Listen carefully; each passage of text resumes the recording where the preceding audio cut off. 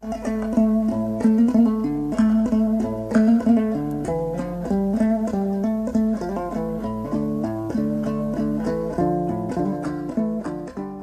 даласы кең де терең тарихтың куәсі. Бұл далада тек найзаның ұшы емес, сөздің салмағы да ел тағдырын шешкен. Сол сөздің киесін арқалағандардың бірі Қазбек би.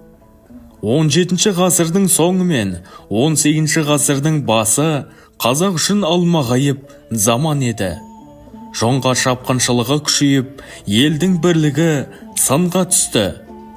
Осындай қиын кезеңде халыққа батылдық емес, парасат, қылыш емес, әділ сөз керек болды.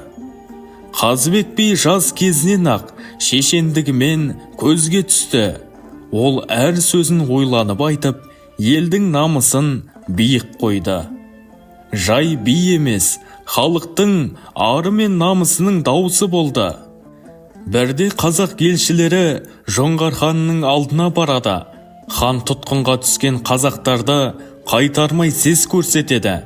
Сонда Қазбек би алға шығып, еш қорықпастан былай дейді: біз қазақ деген мал баққан елміз, бірақ ешкімге соқтықпай жай жатқан елміз.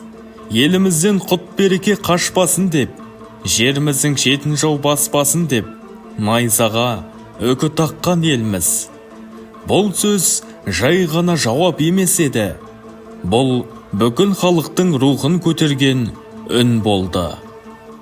Жоңғар ханы сол сәтте Қазбек бидің сөзінен қазақтың әлсіз емес, рухы биік ел екенін ұқты. Тұтқындар босатылып, елшілер аман есен қайтты. Қазбек би үшін билік мансап емес, би болу, халыққа қызмет ету еді. Ол дау шешкенде байға емес, туысқа емес, туралыққа жүгінді. Сол үшін халық оны қаз дауысты Қазбек би деп атады. Өйткені оның дауысы бір ауылға емес, бүкіл елге естілетін дауыс еді. Қазбек би айтқан сөздер ғасырлар өтсе де маңызын жоғалтқан жоқ. Өйткені ол сөздерде бірлік бар, әділдік бар, елге деген шексіз сүйіспеншілік бар. Бүгін біз сол сөздерді еске алсақ, өткенді ғана емес, болашаққа апарар жолды да көреміз. Қазбек би қазақтың қылышы емес, қалқаны болды. Сөзмен елді сақтап қалған дана тұлға болып, тарихта мәңгі қалды.